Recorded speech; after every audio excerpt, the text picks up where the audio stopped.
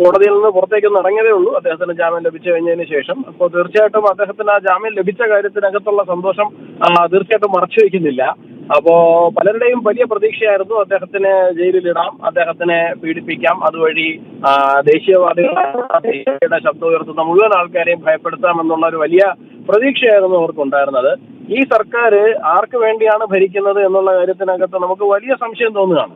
നമുക്ക് ഒരു വശത്ത് CPM-കാർക്ക് പോലും അവരുടെ ആളാണ് എന്ന് പറയാൻ മടിക്കുന്ന അർജുൻ ആയങ്കി അറസ്റ്റ് ചെയ്യുമ്പോൾ അതിനെ ബാലൻസ് ചെയ്യുക എന്ന് പറയുന്ന ഒരു ഉദ്ദേശത്തിന് വേണ്ടി മാത്രം ഇപ്പുറത്തൊരു അറസ്റ്റ് നടന്നിരിക്കുകയാണ്.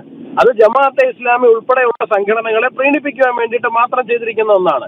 ഈ സർക്കാർ ശരിക്കും പറഞ്ഞാൽ UDF-ന്റെ സർക്കാർ എന്ന് നമുക്ക് പറയാൻ വേണ്ടി സാധിക്കില്ല, അല്ലെങ്കിൽ കോൺഗ്രസിന്റെ സർക്കാർ എന്ന് പറയാൻ വേണ്ടി സാധിക്കില്ല.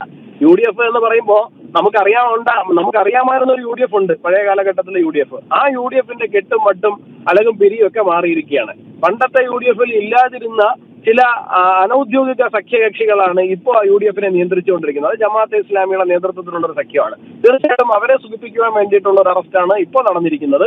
എന്തായിരുന്നാലും അദ്ദേഹത്തിന് ആ വിഷയത്തിനകത്ത് ജാമ്യം ലഭിച്ചിട്ടുണ്ട്.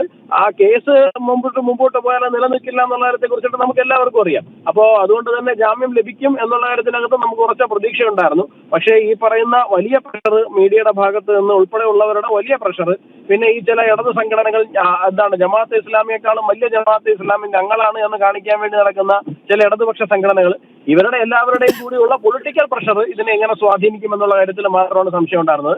എന്തായാലും യാതൊരു സമ്മർദ്ദങ്ങൾക്കും കോടതി വഴങ്ങിയിട്ടില്ല. കോടതി ശരിക്കൊപ്പം നിന്നു എന്നുള്ളത് തന്നെ വലിയ സന്തോഷം തന്നെയാണ്.